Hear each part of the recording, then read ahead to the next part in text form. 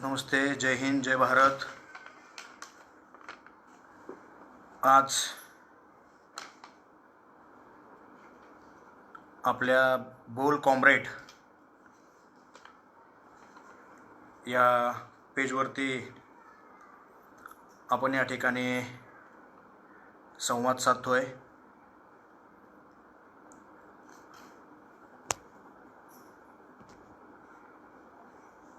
Net पण चालू केल्यानंतर दोन्हीपैकी कुठलं पडतं ना? तर पूर्वी आपण काही दिवसांपूर्वी वेगवेगळ्या पेजच्या माध्यमातून फेसबुक लाईव्ह संवाद या ठिकाणी करत होतो। तर आजचा आपला विषय आहे सर्वांचा आवडता आणि प्रत्येक भारतीयाच्या काळजाला हा भिडणारा विषय आहे। आमचे मित्र या ठिकाणी हा व्हिडिओ बघत आहेत, संजय गवळी, जय जिजाऊ, रोहित आदेगावकर, आणि ज्यांच्या माध्यमातून आपण या बोल कॉम्रेडच्या फेसबुक पेजवरून आपला संवाद साधतोय ते आमचे चळवळीतील सहकारी अक्षयजी तुपसुंदर। सर्वांना मी या ठिकाणी जय जिजाऊ आणि आपल्या विषयाला या ठिकाणी प्रारंभ करण्यापूर्वी आज 31 मे आहे, लाल सलाम। आज 31 मे राजमाता राष्ट्रमाता अहिल्याबाई होळकर यांची जयंती आहे। सर्व या फेसबुक लाईव्हमधून बघणाऱ्या माझ्या सर्व मित्रांना, सर्व भावांना, सर्व कॉम्रेडना या ठिकाणी मी अहिल्याबाई होळकरांच्या जयंतीच्या शुभेच्छा देतो आणि त्यांना विनम्र अभिवादन करतो। आणि या ठिकाणी आपल्या संवादाला आपण आज सुरुवात करतोय। रॉलियन्स नावाचा पहिला इंग्रज अधिकारी व्यापाराच्या माध्यमातून, व्यापाराच्या दृष्टिकोनातून या भारतामध्ये आला आणि व्यापार करत असताना व्यापाराच्या नावाखाली या अधिकाऱ्यांनी त्यांचं साम्राज्य हळूहळू भारतभर पसरवायला सुरुवात केली। मग हे व्यापाराच्या माध्यमातून आलेले इंग्रज आमच्या राज्यावरती, आमच्या भारतावरती हुकूमत गाजवू लागले, राज्य करू लागले आणि 1857 साली पहिला बंड झालं आणि 1857च्या बंडानंतर आमच्यातल्या क्रांतिकारांनी एकत्र येऊन ते केलेलं बंड होतं आणि ते बंड अयशस्वी झालं। त्यानंतर 1880 मध्ये सुद्धा दुसरं बंड झालं आणि हे स्वातंत्र्याचं युद्ध चालू झालं। कित्येक क्रांतिकारक आले आणि या स्वातंत्र्याच्या यज्ञामध्ये त्यांनी आपल्या प्राणाच्या आहुती दिली आणि प्राणाची आहुती देऊन 15 ऑगस्ट 1947 रोजी या भारताचा तिरंगा डौलानं लाल किल्ल्यावरती फडकू लागला आणि त्याच लाल किल्ल्यावरती डौलानं आमचा तिरंगा फडकवण्यासाठी कित्येक क्रांतिकारकांनी, कित्येक स्वातंत्र्य सैनिकांनी त्यांच्या प्राणाची आहुती दिली, त्यांच्या प्राणाचं बलिदान त्या ठिकाणी दिलेलं आहे। हा आझादी होती। दुनिया के गुलामों का मैं नाम मिटा दूंगा, या क्रांतिकारकांचं काय वैशिष्ट्य आहे? या क्रांतिकारकांचा मोटो काय होता? तर दुनिया के गुलामों का मैं नाम मिटा दूंगा, एक बार जमाने को मैं आज़ाद करा दूंगा, जो लोग गरीबों पर करते हैं सितम नाहक, जो लोग गरीबों पर करते हैं सितम नाहक, गर्दम मेरा कयाम गिन गिन के उनको सजा दूंगा, दुनिया को मैं गुलामी से एक बार नामो निशान मिटा दूंगा, एक बार जमाने को मैं आज़ाद करा दूंगा, जो लोग गरीबों पर करते हैं सितम नाहक, गर्दम मेरा कयाम गिन गिन के उनको मैं सजा दूंगा। हे आझादीचं ब्रीदवाक्य आमच्या क्रांतिकारकांचं होतं। या क्रांतिकारकांमध्ये सर्वोच्च मानाचं स्थान ज्यांना मिळालं, ज्यांना शहीद ए आझम असा पुरस्कार मिळाला, ते आमचे सरदार कॉम्रेड भगतसिंग यांना मी मानाचा मुजरा करतो, लाल सलाम करतो आणि माझ्या सर्व कॉम्रेड बांधवांना या ठिकाणी या स्वातंत्र्याच्या शुभेच्छा देतो। आणि मी या ठिकाणी आपला विषय या ठिकाणी मांडत आहे। विषयाला सुरुवात करण्यापूर्वी विषयाला सुरुवात करण्यापूर्वी क्रांती म्हणजे काय हे समजून घेणं फार गरजेचं आहे. क्रांती खरं तर उणिवेच्या जाणिवेला गरज असं म्हणतात. उणिवेच्या जाणिवेला गरज म्हणतात आणि स्वातंत्र्याची उणीव याची जाणीव क्रांतिकारकांना झाली आणि हे स्वातंत्र्य आपल्याला मिळवलं पाहिजे याची जाणीव झाल्यानंतर क्रांतिकारकांनी तो लढा उभा केला आणि बदलासाठी केलेला संघर्ष म्हणजे क्रांती आहे. मग तो बदल पॉझिटिव्ह असला पाहिजे, बदल सकारात्मक असला पाहिजे. त्या बदलासाठी केलेला जो संघर्ष आहे त्या संघर्षाला असं क्रांती म्हणतात आणि तो बदल करणारा जो लढवय्या असतो त्याला क्रांतिकारक असं म्हणतात. मग या देशामध्ये क्रांतिकारक होऊन गेले. भगतसिंग, सरदार भगतसिंग, एका सामान्य कुटुंबामध्ये सरदार भगतसिंगांचा या ठिकाणी जन्म झालेला आहे. या विषयाला सुरुवात करण्यापूर्वी पुन्हा मी या पेजवरती थोडंसं बोलू इच्छितोय. या पेजचं नाव आहे बोल कॉम्रेड. आज माझे जे मित्र या ठिकाणी या फेसबुक लाईव्हच्या माध्यमातून या ठिकाणी सर्व हा व्याख्यान किंवा माझे विचार या ठिकाणी ऐकत आहेत त्यांना कॉम्रेड हा शब्द समजणं फार गरजेचं आहे. कॉम्रेड या शब्दाचा अर्थ आहे की तो सहकारी, माझा सोबती, माझा सहकारी, माझा सहचारी, माझा सोबती. एखाद्या युद्धामध्ये माझी बाजू घेऊन किंवा आपल्या बाजूबरोबर लढणारा जो सोबती असतो, जो सखा असतो त्याला कॉम्रेड म्हणतात. म्हणजे आपण सगळे या ठिकाणी कॉम्रेड आहोत. या सर्व कॉम्रेडला माझा लाल सलाम करतो आणि भगतसिंगांना आदरांजली अर्पण करून या ठिकाणी आजचा जो विषय आहे कॉम्रेड भगतसिंग आणि आजचा तरुण या ठिकाणी तुमच्यासमोर मांडण्याचा प्रयत्न करतोय. खरं तर भगतसिंग हा अत्यंत जिव्हाळ्याचा विषय आहे की 22 वर्ष 5 महिने आणि 24 दिवसाचं आयुष्य लागलेला हा एकमेव क्रांतिकारक आहे आणि या क्रांतिकारकानं अतुलनीय असं योगदान या भारतासाठी दिलेलं आहे. हे योगदान आजच्या युवकांनी खऱ्या अर्थानं समजून घेण्याचं आहे. म्हणून सर्वप्रथम अक्षयजी तुपसंदर, योगेश गवळी, औदुंबर लोंढे सर असतील किंवा योगेश गायकवाड असतील या सर्वांचं मी आभार मानतो की त्यांनी एवढा चांगला विषय मला या ठिकाणी बोलण्यासाठी त्यांनी दिलेला आहे. भगतसिंगांचा जन्म एका सामान्य कुटुंबामध्ये झालेला आहे. 28 सप्टेंबर 1907 रोजी भगतसिंगांचा जन्म झाला.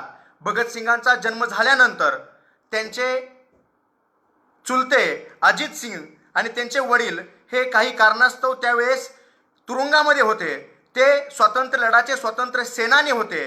गदर पार्टीचे ते सदस्य होते आणि ते ॲक्टिव्ह सदस्य म्हणून त्यांचे जे चुलते होते ते गदर पार्टीमध्ये काम करीत होते. जेव्हा भगतसिंगांचा जन्म झाला तेव्हा अजित सिंग यांना तुरुंगातून योगायोगानं सोडण्यात आलं आणि भगतसिंगांच्या आजोबांनी त्या ठिकाणी म्हटलं की हा जो पुत्र जन्माला आलेला आहे तो फार मोठं भविष्य, फार मोठं भाग्य या ठिकाणी घेऊन आलेला आहे आणि हा जन्मताच याच्या काकांचा, याच्या वडिलांचा या ठिकाणी तुरुंगातून मुक्तता झालेली आहे. म्हणून याचं नाव भगनलाल असं ठेवण्यात आलं आणि त्यांना सर्व भगतसिंग म्हणून ओळखू जावं लागले.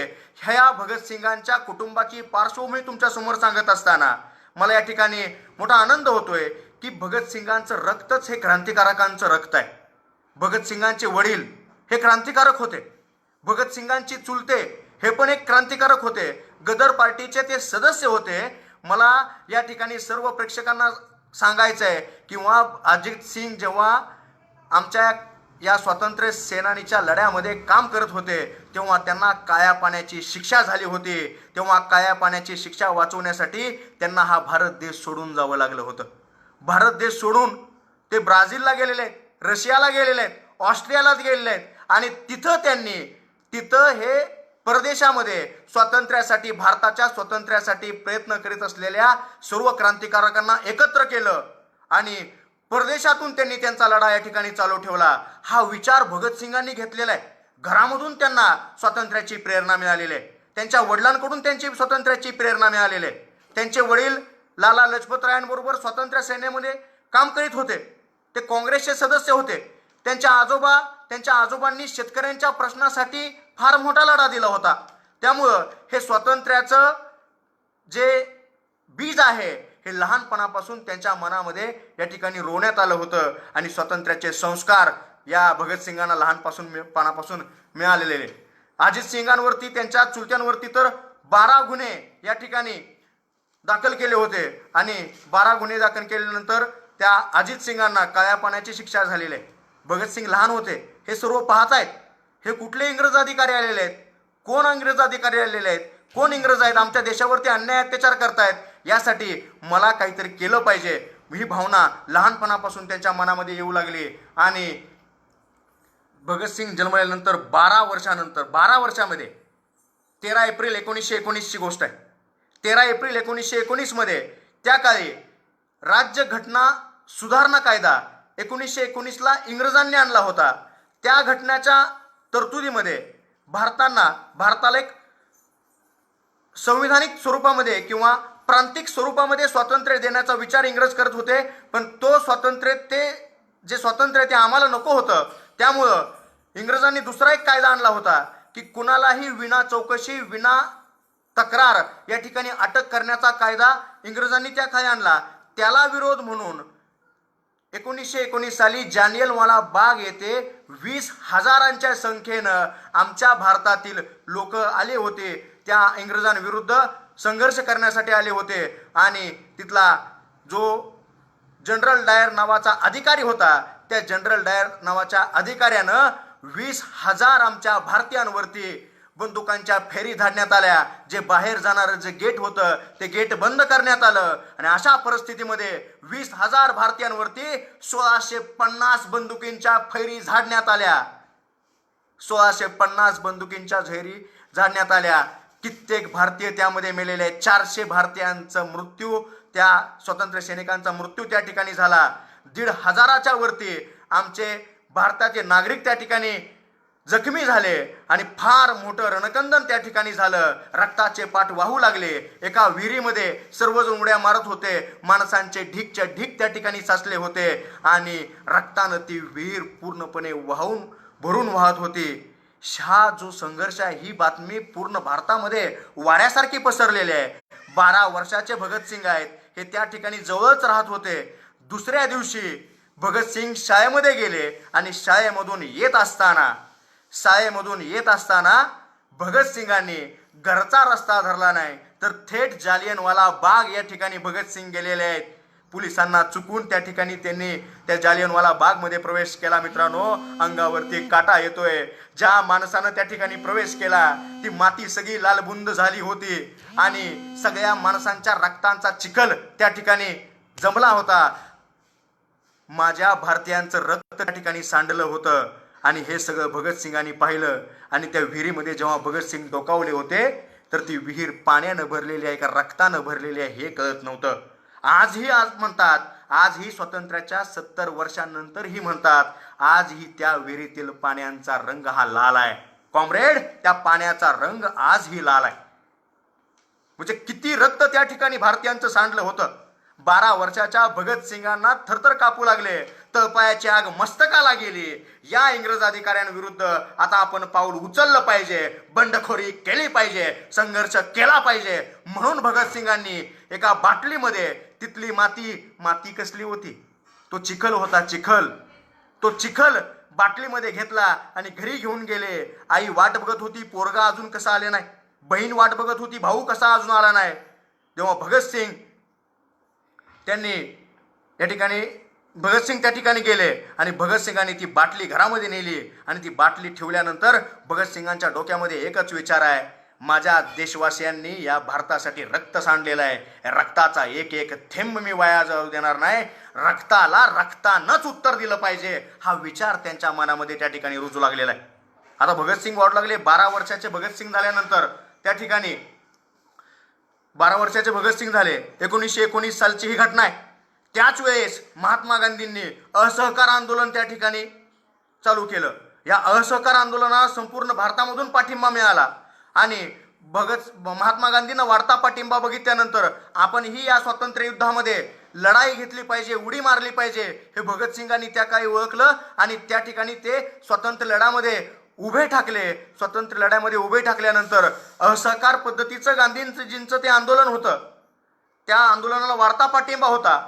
पण झालं काय मित्रांनो, 1921 साली 12 फेब्रुवारी 1921 साली आमच्यातले चौरी चौरा गावाजवळ काही आंदोलक होते असहकार पद्धतीनं आंदोलन करत होते. संपूर्ण भारतामध्ये असहकार आंदोलनेनं, या असहकार चळवळीनं चांगलं वळण घेतलं होतं. इंग्रजांना आता सो की पळ करून ठेवलं होतं. पण याच वेळी 12 फेब्रुवारी 1921 साली चौरी चौरा येथे आमच्यातले काही आंदोलन असहकार मार्गाने आंदोलन करीत होते आणि ते जात असताना तिथल्या पोलीस स्टेशन समोरून आमचे आंदोलक जात असताना तिथल्या आमच्या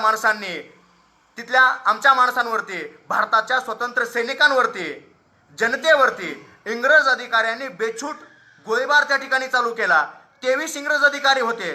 23 इंग्रज अधिकाऱ्यांनी त्या ठिकाणी बेछूट गोळीबार चालू केला. माणसं मरू लागली आणि या लाठीचारमध्ये आणि गोळीबारामध्ये त्या ठिकाणी आमच्यातले 2 आंदोलक शहीद झाले. त्यामुळं पूर्ण हिंसक वातावरण, अहिंसक आंदोलनाला हिंसक वातावरण त्या ठिकाणी निर्माण झालं. आणि अशा परिस्थितीमध्ये संपूर्ण नागरिक एकत्र झाले, संपूर्ण स्वातंत्र्य सैनिक एकत्र झाले. त्यांनी अहिंसेचा मार्ग पत्करला आणि त्या संपूर्ण पोलीस चौकीला त्या ठिकाणी त्यांनी पेटवून दिलं आणि त्या 23 पैकी 23 पोलिसांचा त्या ठिकाणी कत्तल घडण्यात आली. ही बातमी वाऱ्यासारखी देशामध्ये पसरली. असहकार आंदोलन अजून पेटून उठलं. पण महात्मा गांधींनी त्यावेळी अहिंसेचं आंदोलन हे हिंसक दृष्टिकोनातून चाललेलं आहे हे त्या ठिकाणी बघितलं आणि ते आंदोलन स्थगित केलं. लक्षात घ्या, इतिहासाला फार मोठी कलाटणी या ठिकाणी मिळाली. संपूर्ण भारत पेटला होता.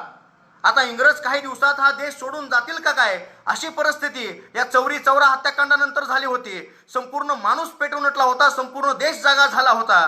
अशा परिस्थितीमध्ये हे असहकार आंदोलन पाठीमागं महात्मा गांधीजींनी घेतलं आणि हेच भगतसिंगांनी त्या ठिकाणी थोडंसं भगतसिंगांना हे खटकलं. कारण एकीकडे सगळा देश त्यांच्या पाठीमागं उभा राहिलेला आहे. अशा परिस्थितीमध्ये आपण हे आंदोलन मागं घ्यायला नाही पाहिजे होतं. पण महात्मा गांधींनी ते आंदोलन मागं घेतलं का तर त्याला हिंसेचं स्वरूप लागलेलं आहे.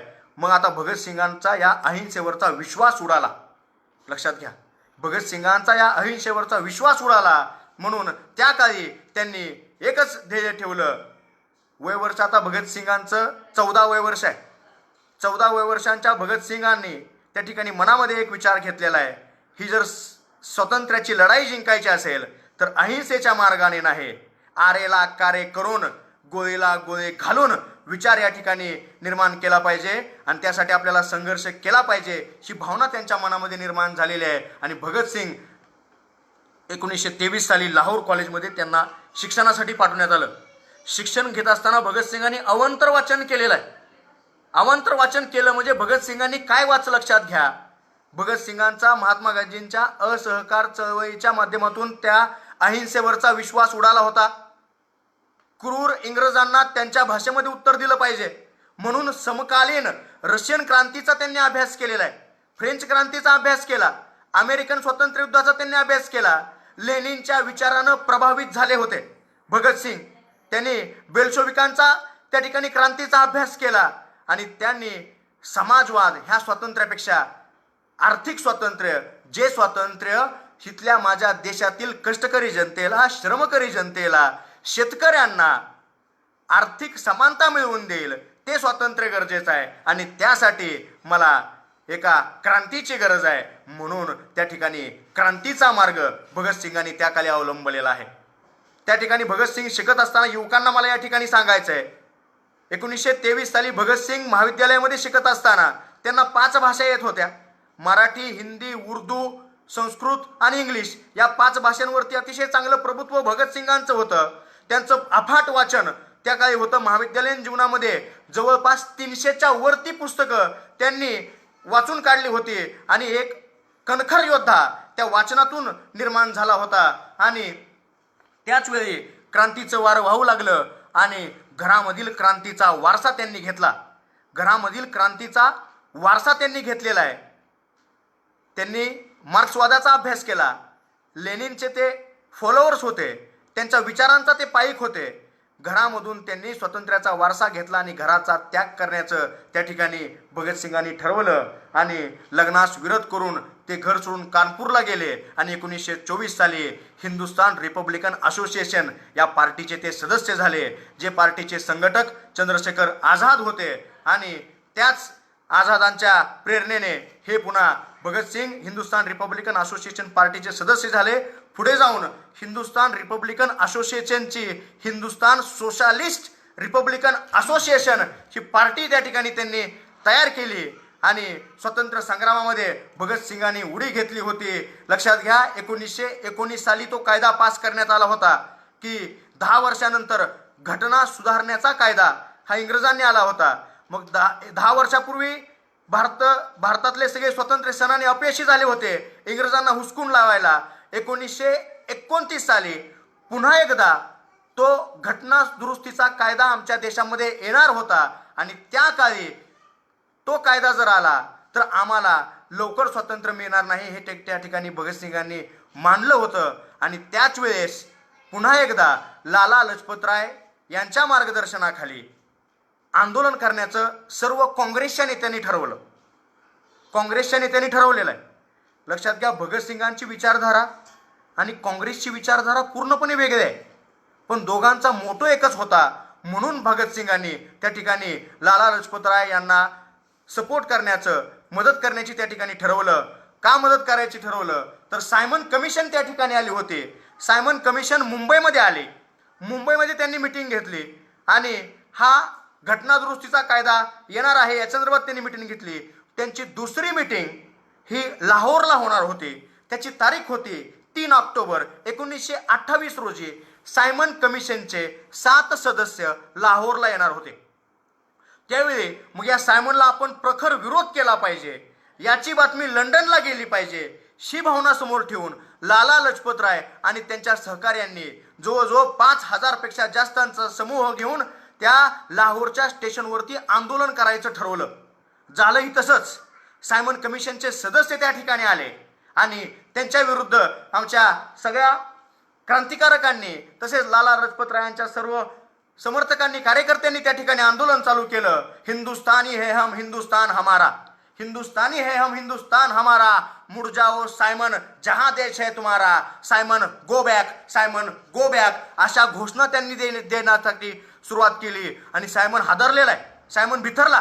त्यांनी सांगितलं हे काय लावलेलं आहे, हिंदुस्तानी है हम, हिंदुस्तान हमारा, मुड़ जाओ सायमन, जहां है देश तुम्हारा, अशा भावना, अशा घोषणा सायमनला ऐकाव्या लागल्या. अशा परिस्थितीमध्ये त्या ठिकाणी त्या सायमननं तिथला जो अधिकारी होता स्कॉट नावाचा जो अधिकारी होता, त्या स्कॉट नावाच्या अधिकाऱ्याला सांगितलं की यांच्यावरती लाठीचार्ज करा आणि ह्यांचं आंदोलन मोडून काढा. म्हणून या स्कॉट नावाच्या अधिकाऱ्यानं लाला लजपतराय आणि जमलेल्या सगळ्या आमच्या समूहावरती, स्वातंत्र्य सैनिकांवरती अमानुष अत्याचार चालू केला, लाठीचार चालू केला, गोळीबार चालू केला. आणि अशा परिस्थितीमध्ये सर्व क्रांतिकारक हे बघत होते आणि या लढ्याचं नेतृत्व लाला लजपतराय करत होते.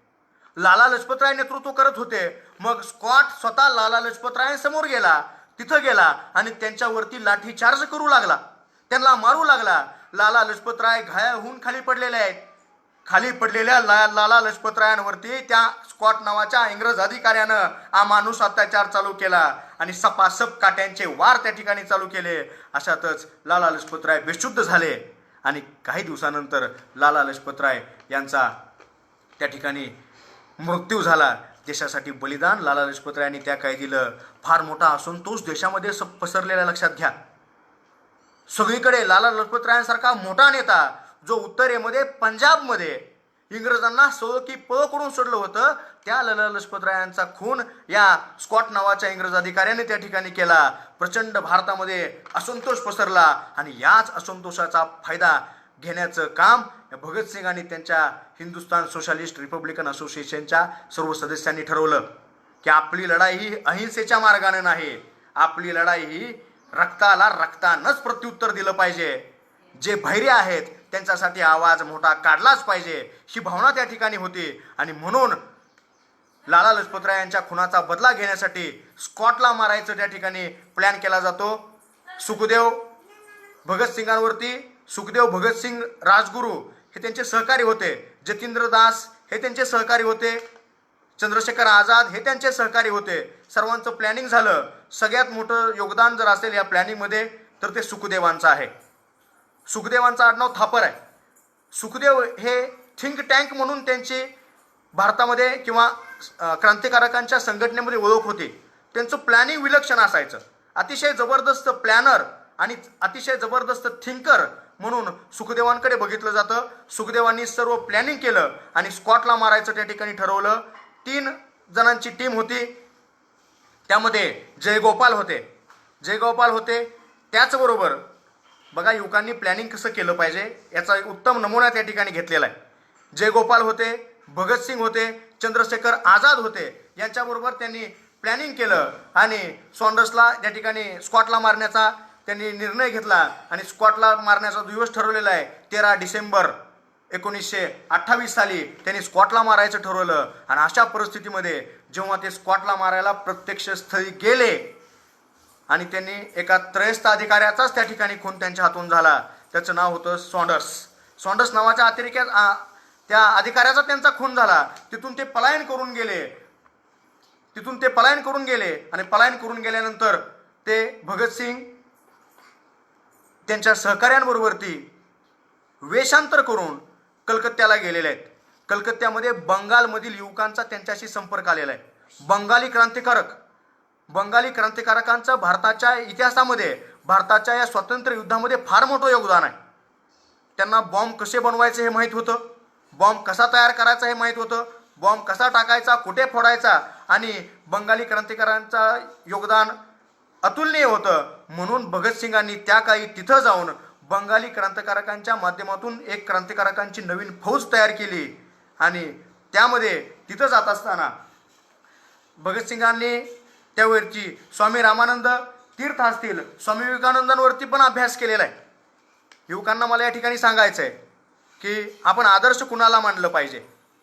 आदर्श इतिहासाच्या प्रत्येक थेंबामध्ये, इतिहासाच्या पानावरती ज्यांचं नाव आहे त्या व्यक्तीला आपण आदर्श मानलं पाहिजे. त्या व्यक्तीचा विचारांचा आपण आदर्श केला पाहिजे. आदर्श अशा व्यक्तींना मानलं पाहिजे की ज्या व्यक्तींचे विचार या भारताच्या सर्व धर्म समभावासाठी पोषक आहेत. अशा व्यक्तींचे आपण आदर्श मानलं पाहिजे. त्या ठिकाणी स्वामी रामानंद तीर्थांचे वाक्य होते, हम रूखे तुकडे खाएंगे. भगतसिंगांनी बोलता बोलता तिथल्या सहकार्यानं सांगितलं. त्यांना प्रेरित करण्यासाठी भाषणं त्या ठिकाणी भगतसिंगांनी बंगालमध्ये जाऊन केली. हम रूखे तुकडे खाएंगे, भारत पर वारे जाएंगे, हम सूखे चने चबाएंगे, भारत की बात बनाएंगे, हम नंगे उमर बिताएंगे, भारत पर जान मिटाएंगे, हम रूखे तुकडे खाएंगे, भारत पर वारे जाएंगे. हा विचार क्रांतिकारकांना दिलेला आहे. आणि कोलकात्यातून पुन्हा भगतसिंग त्या ठिकाणी आग्र्यामध्ये आले. नवीन विचार घेऊन भगतसिंग आग्र्यामध्ये आलेले आहेत. आणि आग्र्यामध्ये आल्यानंतर त्या ठिकाणी भगतसिंगांनी तिथल्या क्रांतिकारकांना प्रेरित करण्याचं काम केलेलं आहे. भगतसिंगांचे विचार मी मगाशी पूर्वी सांगितलं की भगतसिंगांच्या विचारांवरती मार्क्सवादाचा पगडा होता. भगतसिंगांच्या विचारांवरती लेनिनचा पगडा होता.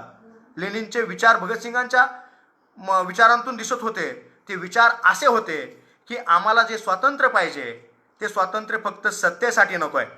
ते स्वातंत्र्य सत्तेसाठी नको आहे. जर तसं स्वातंत्र्य असेल तर त्या स्वातंत्र्याचा उपयोग नाही. म्हणजे आमच्यातील गोरे इंग्रज जाऊन जर आमच्यातीलच व्यक्ती राज्य करणार असतील आणि एवढंच जर स्वातंत्र्य मिळणार असेल तर असलं स्वातंत्र्य आम्हाला नको आहे. अरे ज्या स्वातंत्र्यानं इथल्या कष्टकरी, श्रमकरी आणि गरीब जनतेच्या आर्थिक स्वातंत्र्य त्यांना मिळणार आहे आणि आर्थिक समानता जेव्हा या देशामध्ये होणार आहे तेव्हा ते खऱ्या अर्थानं स्वातंत्र्य असणार आहे. आणि त्या स्वातंत्र्यासाठी आम्हाला या ठिकाणी लढलं पाहिजे ही भावना त्या भगतसिंगांची होती. आणि या भावनेसाठीच त्यांनी क्रांतिकारकांना प्रेरित करण्याचं काम केलं. भगतसिंगांच्या विचारांवरती गदर पार्टीचा सुद्धा प्रभाव होता. आता मला मगाशी या ठिकाणी आमचे प्रसाद बाळासाहेब धुमाळ या ठिकाणी ऑनलाईन आहेत. त्यांनी सांगितलं की भगतसिंगांची देव आणि धर्माविषयीचा दृष्टिकोन या ठिकाणी समजून सांगा. तर भगतसिंग हे दैववादी नव्हते. भगतसिंग हे धर्मनिरपेक्ष होते. भगतसिंग कोणत्याही देवाला मानत नव्हते. भगतसिंग हे नास्तिक होते. त्या ठिकाणी भगतसिंगांच्या वाचनामध्ये गदर पार्टीचा एक जाहीरनामा आला होता. ते जाहीरनामा काय सांगतो? आम्हाला पंडित किंवा मुल्लांची गरज नाही. भगतसिंगांच्या वाचनामध्ये एक जाहीरनामा आला होता गदर पार्टीचा. त्यामध्ये लिहिलं होतं की आम्हाला पंडित किंवा मुल्लांची गरज नाही. आम्हाला कुठल्या प्रार्थना करायच्या नाहीत. या गोष्टी आपलं जहाज बुडवतील. या प्रार्थना धर्म आपलं जहाज बुडवतील. आम्ही हिंदू मुस्लिम कोणीही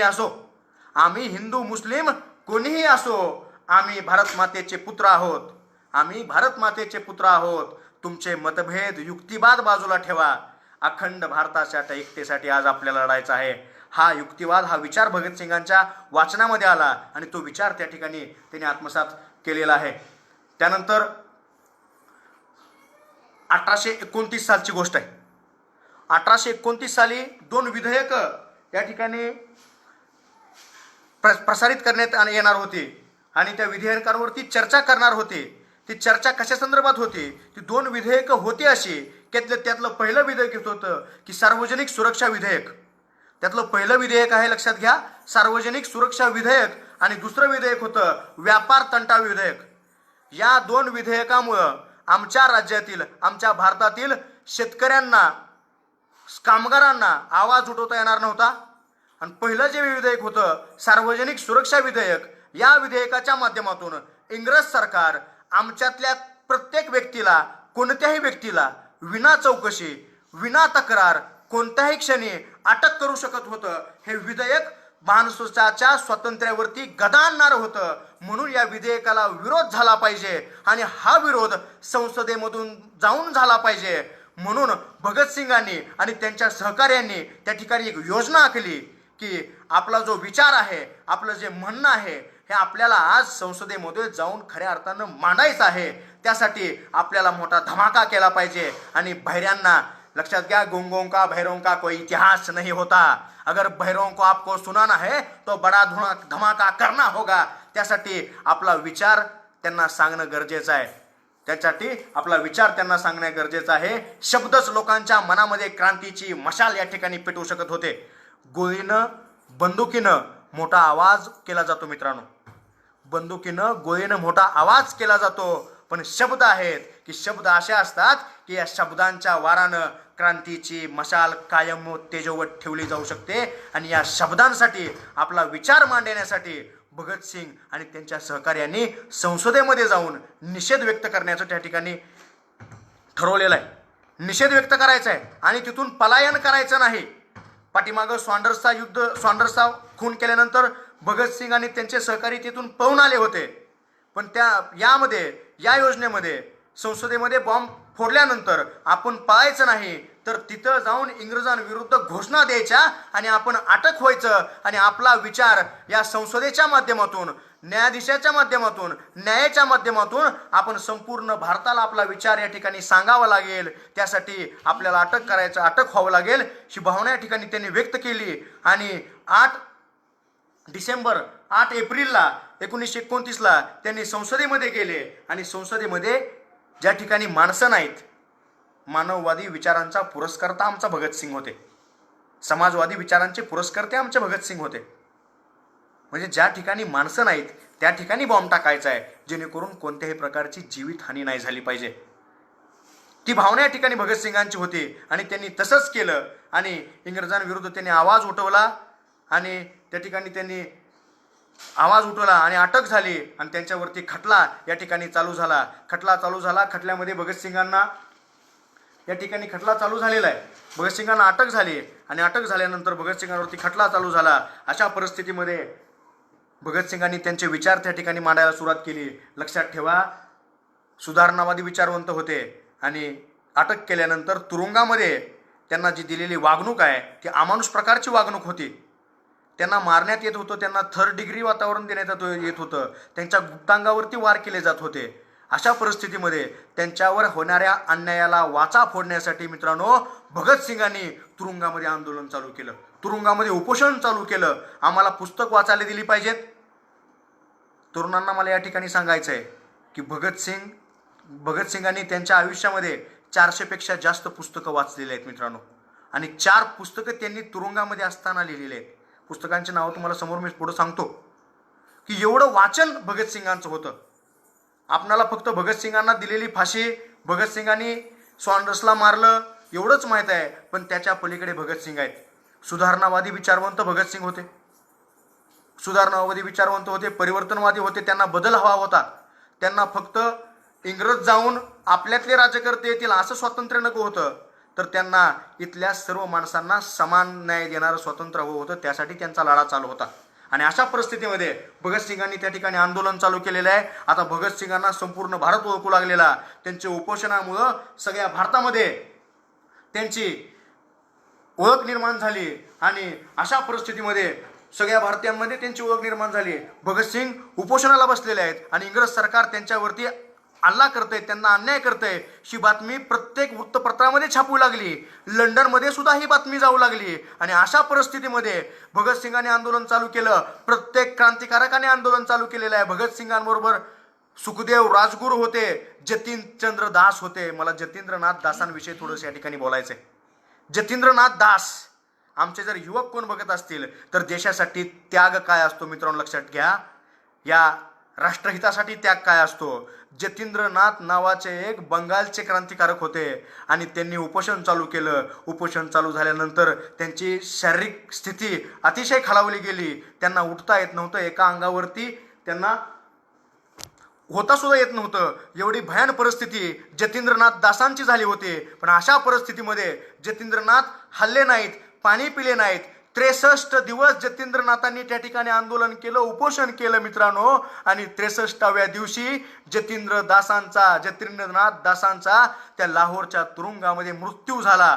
आणि लाहोरच्या तुरुंगामध्ये मृत्यू झाल्यानंतर त्या ठिकाणी त्यांचं पार्थिव लाहोरमधून कलकत्त्याला नेण्यासाठी सुभाषचंद्र बोसांनी 600 रुपये पाठवले आणि 600 रुपये घेऊन त्या खर्चासाठी पाठवले. आणि त्यांचं जे पार्थिव आहे ते कलकत्त्याला लाहोरमधून गेलं. ही सगळी बातमी जतींद्रनाथ दासांचा तुरुंगामध्ये उपोषण करत असताना मृत्यू झालेला, ही बातमी वाऱ्यासारखी संपूर्ण भारतामध्येच नाही तर संपूर्ण जगामध्ये, लंडनमध्ये बातमी पसरली. आणि या असंतोषाची लाट त्या ठिकाणी पसरलेली आहे. आणि भगतसिंगांनी त्या ठिकाणी जतींद्रनाथ दासांना शेवटची आदरांजली दिली. आणि मित्रांनो, लाहोरपासून कलकत्त्यापर्यंत जायस्तोवर प्रत्येक स्टेशनवरती माणसं जतींद्रनाथ दासांच्या या पार्थिवाचं दर्शन घेत होते आणि त्यांना आदरांजली वाहत होते. संपूर्ण भारत पेटला होता. अशा परिस्थितीमध्ये इंग्रज हादरून गेलेले आहेत. आणि जेव्हा जतींद्रनाथ दासांचं पार्थिव, ते शरीर जेव्हा कलकत्त्याला पोचलं मित्रांनो, तेव्हा कलकत्त्याला त्या काळी 5 लाख माणसं जतींद्रनाथ दासांच्या अंत्ययात्रेला गोळा झाली होती. एवढं मोठं सामर्थ्य, एवढं मोठं कार्य आमच्या क्रांतिकारकांनी त्या केलं होतं. आणि हा क्रांतिकारकांचा विचार आहे, हा क्रांतिकारकांचा देशभक्तीचा विचार आज आमच्या तरुणांनी घेतला पाहिजे.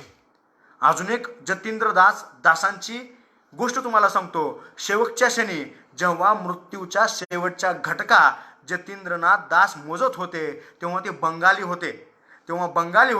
तेव्हा बंगाली असल्यामुळे त्यांनी एक गोष्ट त्या ठिकाणी लिहून दिली की माझा जर मृत्यू झाला तर माझ्या कोणत्याही पारंपरिक पद्धतीने माझ्यावरती अंत्यसंस्कार करू नका. मी एक भारताचा नागरिक आहे. मी कुठल्या जातीचा नाही, मी कुठल्या देशाचा, मी कुठल्या धर्माचा नाही. मी एक भारताचा क्रांतिकारक आहे. त्यामुळे पारंपरिक पद्धतीनं माझ्यावरती अंत्यसंस्कार करू नका. ही भावना, हे विचार त्या ठिकाणी जतींद्रनाथ दासांनी त्या ठिकाणी लिहून ठेवले होते. जतींद्रनाथ दासांचा मृत्यू झालेला आहे. वातावरण अजून पेटलेलं आहे. आणि भगतसिंगांना त्याच वेळेस या सँडर्सच्या खुनामध्ये फाशीची शिक्षा मित्रांनो या ठिकाणी ठरवण्यात आली. भगतसिंग, सुखदेव, राजगुरू यांना फाशीची शिक्षा ठरवण्यात आलेली आहे. आणि अशा परिस्थितीमध्ये यांचं उपोषण चालूच आहे. 163 दिवस भगतसिंगांनी उपोषण केलं. 163 दिवस. आज एखादा उपास तपास आपण करतो, या माता भगिनींना, सर्व माझ्या भावांना मला सांगायचं आहे, आपण दैववादी बनू नका. कॉम्रेड भगतसिंगांच्या इतिहासातून काय घ्यायचंय? कॉम्रेड भगतसिंगांचा देवावरती विश्वास नव्हता, धर्मावरती विश्वास नव्हता, जातीवरती विश्वास नव्हता, तर त्यांचा विश्वास फक्त स्वतःच्या कर्मावरती, स्वतःच्या कष्टावरती आणि या भारत मातेवरती त्यांचा विश्वास होता. भारत मातेवरती त्यांची निष्ठा होती. आणि यासाठी त्यांनी बलिदान पत्करलेलं आहे. 163 दिवस उपोषण भगतसिंगांनी केलं. आणि शेवटी काँग्रेसचा एक जाहीरनामा निघाला आणि काँग्रेसच्या जाहीरनाम्यामध्ये उपोषण मागं घ्या अशी त्यांना विनवणी करण्यात आली. तेव्हा त्यांच्या सहकार्यांनी त्या ठिकाणी उपोषण मागं घेतलं. आणि उपोषण मागं घेतल्यानंतर आता भगतसिंगांच्या फाशीसाठी काही दिवस उरलेले आहेत. भगतसिंगांच्या फाशीसाठी अगदी काही दिवस उरले असताना 1930चा हा प्रसंग आहे. 1930 मध्ये महात्मा गांधी, आता एक सगळ्यात महत्त्वाचा मुद्दा, आम्ही भगतसिंगांचा अभ्यास करतो त्यावेळेस प्रत्येक जणाच्या मनामध्ये गांधींविषयी एक वेगळी भावना निर्माण झालेली आहे. की त्यावेळेस अशी भावना निर्माण होती की प्रत्येक भारतीयाला वाटत होतं की भगतसिंगांना फाशी नाही झाली पाहिजे, सुखदेवांना फाशी नाही झाली पाहिजे, राजगुरूंना फाशी नाही झाली पाहिजे. आणि ह्यांची फाशी कोण रोखू शकतंय, तर ते महात्मा गांधी रोखू शकतायत. तर महात्मा गांधी रोखू शकतायत. महात्मा गांधींनी त्या ठिकाणी प्रयत्न केलेले आहेत, त्यांची फाशी रोखली पाहिजे. त्यावेळेसचा इंग्रजांचा त्या जो अधिकारी होता, आयर्विन नावाचा अधिकारी होता. आता ही गोष्ट माझ्या वाचण्यामध्ये आलेली आहे, मी तुमच्यासमोर सांगतोय की महात्मा गांधींनी त्या ठिकाणी भगतसिंगांना वाचवण्यासाठी प्रयत्न केले. आणि ते प्रयत्न असे केले की जेव्हा महात्मा गांधी 1930ला लंडनमध्ये होते, लंडनमध्ये महात्मा गांधी असताना त्यांना भारतामधलं वातावरण समजतं होतं. लक्षात घ्या, इंग्रजांचं राज्य संपूर्ण जगावरती होतं. इंग्रजांचं राज्य संपूर्ण जगावरती होतं, त्यामुळं इंग्रज सरकारचे प्रत्येक राज्यामध्ये गुप्तहेर होते.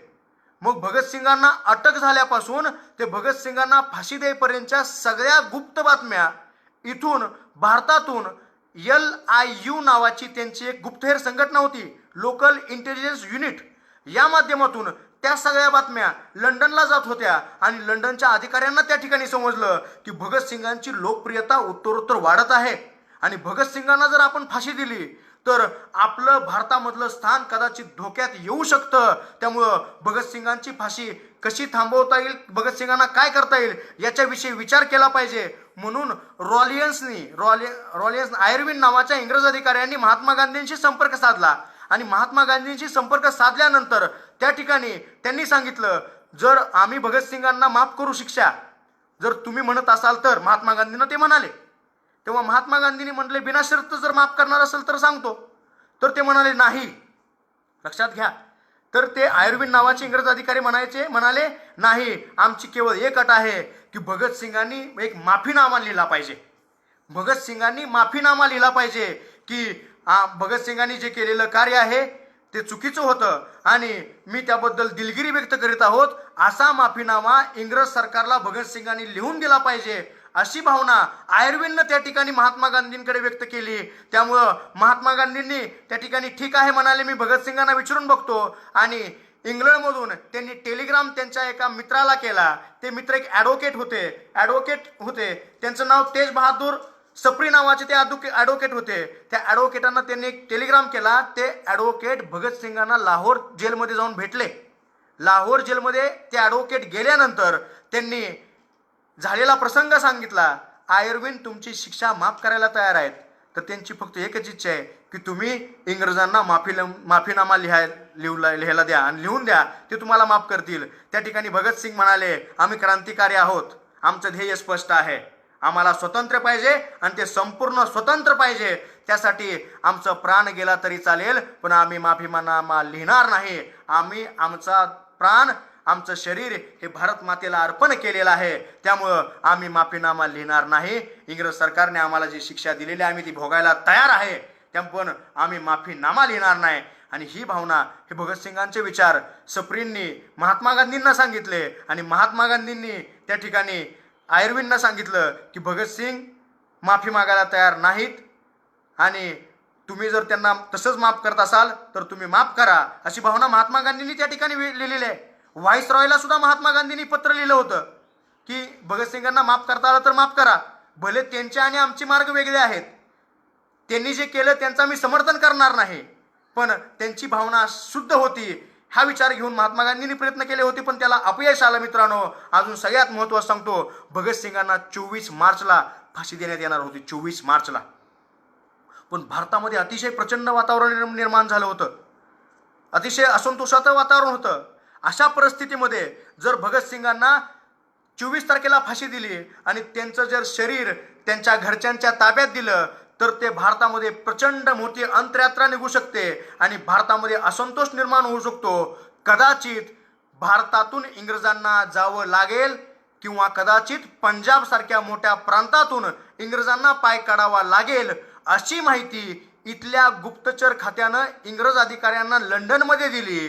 त्यामुळं त्यांची एक दिवस फाशी अगोदर घेण्यात आली. मित्रांनो, इंग्रजांच्या इतिहासामध्ये आतापर्यंत इंग्रजांनी भरपूर देशांवरती राज्य केलं, भरपूर क्रांतिकारकांना त्यांनी फाशी दिली, पण एक दिवस फाशी दिलेल्या दिवशीच्या एक दिवस आधी फाशी देण्यात आलेलं फक्त एक आमचे क्रांतिकारक आहेत, सुखदेव, भगतसिंग, राजगुरू यांना एक दिवस आणि रात्रीच्या वेळी फाशी देण्यात आली. त्यांना आतापर्यंत ज्यांना फाशी देण्यात आली त्या सर्वांना सकाळी फाशी दिली जात होते, पण भिवून या इंग्रज सरकारने त्यांना आदल्या दिवशीच फाशी देण्यात आली. एक क्रांतिकारक वारले, जतींद्रनाथ दास, तर त्यांची प्रेतयात्रा 5 लाखांचा समूह गोळा झाला होता. भगतसिंगांची प्रेतयात्रा निघाली तर काय होईल याची भीती इंग्रजांना निर्माण झाली. म्हणून त्यांनी एक दिवस आधी मित्रांनो त्यांना फाशी दिलेली आहे. आणि फाशी देण्यापूर्वीही जेव्हा त्यांना नेण्यात येत होतं तेव्हा भगतसिंग लेनिनचं पुस्तक त्या ठिकाणी वाचत होते, मार्क्सवादाचं पुस्तक त्या ठिकाणी वाचत होते. साम्राज्यवाद त्यांना नष्ट करायचा होता आणि समाजवादाचे पुरस्कर्ते भगतसिंग होते. आणि भगतसिंगांना शेवटची इच्छा त्या ठिकाणी विचारण्यात आली मित्रांनो. तर शेवटची इच्छा त्यांची एवढीच होती की मला परत याच भारतभूमध्ये जन्म मिळाला पाहिजे आणि या भारतभूची सेवा मला करता आली पाहिजे, ही त्यांची इच्छा. आणि जाता जाता जनतेला त्यांनी कोणता संदेश दिला तर जाताना त्यांनी जेलमधल्या शेजारच्या सहकार्यांना एका पानावरती एकच वाक्य लिहून दिलं, एकच शब्द लिहून दिला आणि तो शब्द होता कॉम्रेड. कॉम्रेड लक्षात ठेवा. 23 मार्चला त्यांना फाशी देण्यात आली. पण 23 मार्चला फाशी देण्यापूर्वी एक दिवस आधी, 23 मार्चला फाशी देण्याच्या आधी काही दिवस पूर्वी त्यांची आई त्यांना भेटायला आली होती, त्यांचं कुटुंब त्यांना भेटायला आलं होतं. हा अतिशय हृदयद्रावक प्रसंग आहे मित्रांनो. 22 वर्ष 5 महिने आणि 24 दिवसाचं आयुष्य मुलाला लाभलेलं आहे. आणि अशा मुलाला, क्रांतिकारी मुलाला शेवटच्या भेटेसाठी त्यांची आई आली, त्यांचे वडील आले, त्यांची बहीण आलेली आहे, त्यांचे आजोबा आलेले आहे. बराक नंबर 14 नंबरमध्ये भगतसिंगांना ठेवण्यात आलं होतं. त्यांचे केस वाढले होते आणि आई त्यांना भेटायला आलेली आहे. शेवटची भेट आहे मातेची, क्रांतिकारकांची आणि त्यांच्या आईची. ओक्साबोक्शी रडली माता, बहीण पण रडली, बाप टाहो फोडत होता, त्यांचा लहान कुलतार नावाचा भाऊ रडत होता, प्रत्येक जण रडला होता. भगतसिंग मात्र तसेच उभे होते. काय वाटलं असेल हो मातेला तिथून शेवटचा निरोप घेताना? विचार करा, आज कुठली माता तयार आहे का आपल्या मुलांना या देशसेवेसाठी? हा विचार या ठिकाणी आजच्या युवकांनी घेतला पाहिजे. 22 वर्षाच्या आयुष्यामध्ये भगतसिंगांनी हे कमवलेलं आहे. आज 150 वर्ष झाली तरी आज भगतसिंग तुमच्या माझ्या मनामध्ये पुन्हा तसेच आहेत. स्वातंत्र्य होऊन आज 75 वर्ष झाली आणि भगतसिंगांना जाऊन जवळजवळ 80-85 वर्ष झाली तरी भगतसिंग तुमच्या माझ्या मनामध्ये तसेच आहेत. अश्रू वाहून ती माता निघून गेली. सगळेजण भगतसिंगांच्या गळ्यामध्ये पडून रडले होते, भगतसिंग मात्र रडले नाहीत. आणि ते सगळे गेल्यानंतर भगतसिंग माघारी वळाले आणि माघारी वळाल्यानंतर भगतसिंगांनी स्वतःच्या आईच्या अश्रूनं, स्वतःच्या वडिलांच्या अश्रूनं, स्वतःच्या भावाच्या अश्रूनं, बहिणीच्या अश्रूनं आणि आजोबांच्या अश्रूनं ओला झालेला स्वतःचा सदरा शर्ट घेतला आणि त्याला कवठाळून भगतसिंग बसले होते. ही शेवटची मिठी ठरली होती आईबरोबर, शेवटची मिठी ठरली होती बहिणीबरोबर, शेवटची मिठी ठरली होती वडिलांबरोबर. आणि हा भगतसिंग क्रांतिकारक देशासाठी मरायला तयार झाला. आणि फाशीचा दिवस आला, भगतसिंगांना फाशी देण्यात आली. आदल्या दिवशी फाशी देण्यात आली आणि त्यांचे अंत्यसंस्कार करण्यासाठी ट्रकमध्ये त्यांना घेऊन गेला. काय क्रांतिकारकांचा त्या ठिकाणी आयुष्यामध्ये संघर्ष होता. भगतसिंगांना भेटायला तर आले मित्रांनो, पण सुखदेवला आणि राजगुरूला कोणी भेटायला पण आलं नव्हतं. काय वाटलं असेल सुखदेवांना, काय वाटलं असेल राजगुरूंना? उभी हयात, अरे ज्या काळी वय वर्ष 22 भगतसिंग गेले, वय वर्ष 21व्या वर्षी सुखदेव गेलेले आहेत. आणि हे म्हणजे आजच्या मुलांचं करिअर करण्याचं वय आहे. आणि या मुलांनी, या भगतसिंगांनी, या क्रांतिकारकांनी त्यांचं उभं आयुष्य या भारत भूसाठी अर्पण केलेलं आहे मित्रांनो. सरफरोशी की तमन्ना अब हमारे दिल में है, देखना है जोर कितना बाजू ए कातिल में है. सरफरोशी की तमन्ना अब हमारे दिल में है, देखना है जोर कितना बाजू ए कातिल में है. ही आमच्या रामप्रसाद बिस्मिलांची कविता त्यांनी त्या ठिकाणी गायली आणि आमच्या भारतभूला आदरांजली दिली आणि भगतसिंगांना फाशी देण्यात आली. भगतसिंग हे एक असे क्रांतिकारक आहेत की ज्यांनी आम्हाला विचार दिलेला आहे. आपण आता व्याख्यानाच्या उत्तरार्धामध्ये आलेलो आहे. तर या युवकांना मला या ठिकाणी सांगायचं आहे की या देशासाठी, या भारतभूसाठी कित्येक क्रांतिकारकांनी त्यांच्या प्राणाचं बलिदान दिलेलं आहे.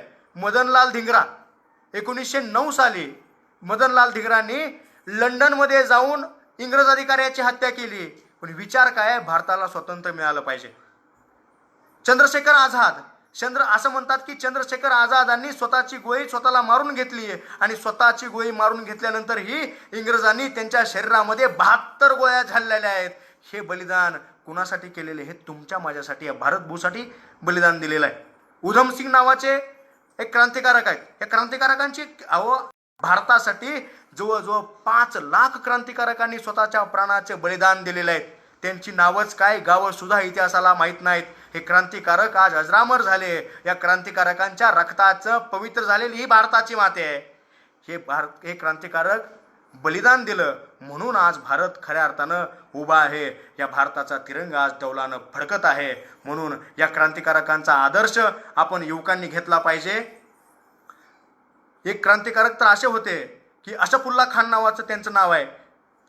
काकोरी कटामध्ये त्यांना फाशीची शिक्षा झाली तर त्यांनी काय लिहिलं होतं? शेवटी त्यांनी लिहून ठेवलं की कुछ आरजू नहीं है, ये आरजू तो यह है की रख दे कोई जरासी खाक ए वतन तेरे कफन में. म्हणजे त्यांची मरताना कोणतीच इच्छा नाही, फक्त एकच इच्छा आहे की माझ्या शवपेटीमध्ये मुठ्ठीभर माती या देशाची टाका, एवढीच आरजू आहे. म्हणजे काय क्रांतिकारकांचे विचार आहेत बघा, की मी मरत असताना मेल्यानंतर माझ्या शवपेटीमध्ये फक्त एक छोटीशी मातींची ओंजळ माझ्या शवपेटीमध्ये टाका, एवढीच आरजू या क्रांतिकारकांचे आहेत. एवढे क्रांतिकारी विचार आमच्या देशामध्ये आहेत आणि असे क्रांतिकारक आमच्या देशानं बघितलेले आहेत. आणि या क्रांतिकारकांचा विचार आपण आज खऱ्या अर्थाने घेतला पाहिजे. आणि जाता जाता या युवकांना मला या ठिकाणी सांगायचं आहे की जो भगतसिंग जे खऱ्या अर्थानं या देशासाठी त्यांनी बलिदान दिलेलं आहे, त्या भगतसिंगांचा विचार आपण आज आत्मसात केला पाहिजे.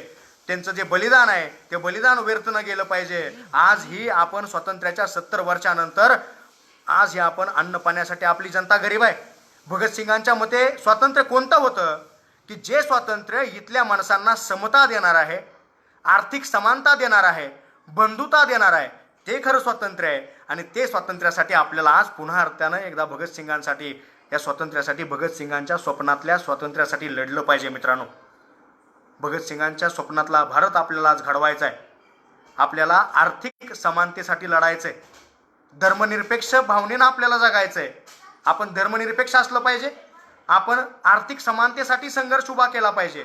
त्यासाठी आपण क्रांती केली पाहिजे. मित्रांनो, जन्म आणि मृत्यूमधला जो अंतर आहे त्या अंतराचं नाव मी क्रांती असं म्हणेन. प्रत्येक बदलासाठी केलेला जो संघर्ष आहे ती क्रांती आहे. पोटाची खळगी भरण्यासाठी केलेला जो संघर्ष आहे ती सुद्धा क्रांती आहे. आणि प्रगतीसाठी केलेला जो संघर्ष आहे ती सुद्धा क्रांती आहे. आणि ही क्रांतीची मशाल आज आपल्याला तेवत ठेवायची आहे. आणि एक आपण कॉम्रेड विचारधारा या ठिकाणी मांडली पाहिजे. आणि या देशाच्या विकासासाठी आपण प्रयत्न केला पाहिजे. देशाच्या विकासासाठी प्रयत्न केला असताना या महापुरुषांच्या विचारांवरती, क्रांतिकारकांच्या विचारांवरती, तसेच देशाला स्वातंत्र्य मिळवून देणाऱ्या, प्रत्येक बलिदान देणाऱ्या प्रत्येक स्वातंत्र्य सेनानीच्या विचारावरती आपण जगलं पाहिजे. आणि हा विचार आपण आपल्यासमोर आत्मसात करूया. आणि भारताला या ठिकाणी एक आदर्श राज्य, आदर्श राष्ट्र निर्माण करण्यासाठी समाजवादी विचारांची परंपरा आपण जपली पाहिजे. पुरोगामी विचारांची परंपरा जपली पाहिजे. आपण जातीयवादी धर्मांध होऊन चालायचं नाही युवकांनो. तर आपण आपल्या हातामध्ये कुठल्या जातीपातीचा झेंडा घेऊ नका, तर आपल्या हातामध्ये तिरंगा असला पाहिजे. ही भावना या ठिकाणी व्यक्त करतो. आणि जाता जाता एक कविता तुमच्यासमोर मी या ठिकाणी सादर करतोय. कविता याच्यासाठी आहे की जीवन काय आहे. मित्रांनो, मी नेहमी कविता सांगतो, जीवन काय आहे, कशासाठी जगायचंय, आपण जगताना काय केलं पाहिजे, आपण जवानांसारखं, क्रांतिकारकांसारखं आपल्याला मरण आलं पाहिजे.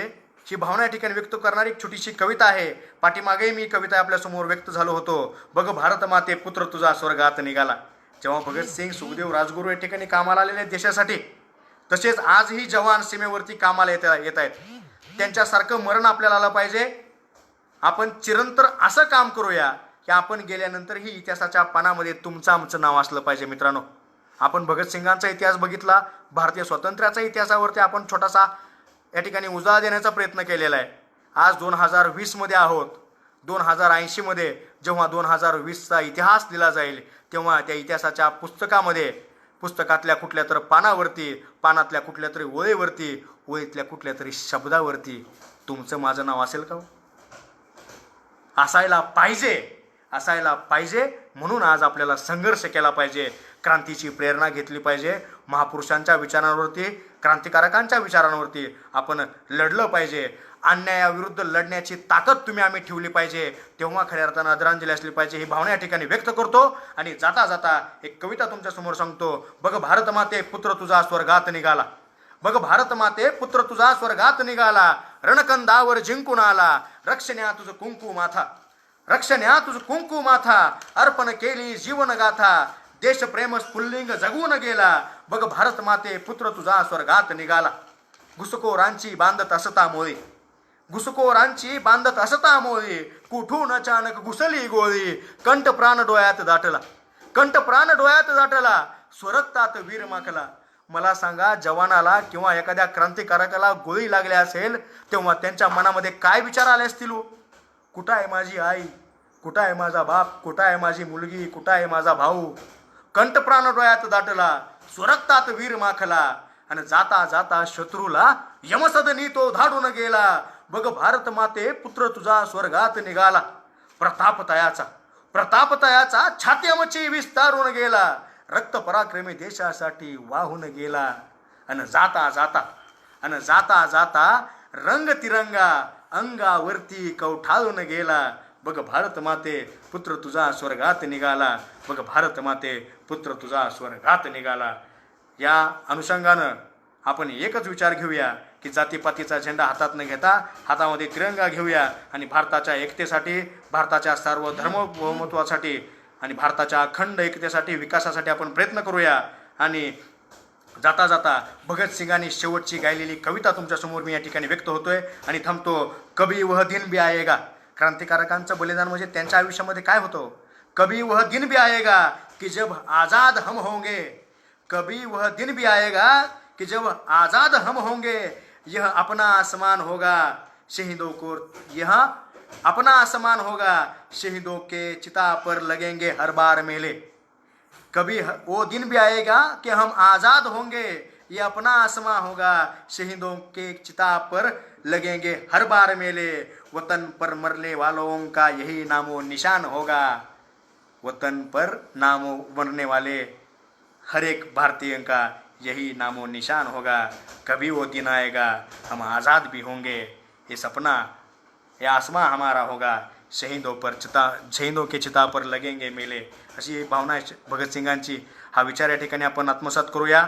या फेसबुक लाईव्हच्या माध्यमातून मला कॉम्रेड भगतसिंग तुमच्यासमोर सांगायची जी संधी मिळाली त्याबद्दल मी या कॉम्रेड भगतसिंग, कॉम्रेड बोल कॉम्रेड पेजचे आमचे चळवळीतील सहकारी अक्षयजी तुपसुंदर असतील, योगेशजी गायकवाड असतील, संजयजी गवळे, औदुंबर लोंढे या सर्व मान्यवरांचं मी आभार मानतो आणि आपल्या या ठिकाणी रजा घेतो आणि थांबतो. जय हिंद, जय भारत,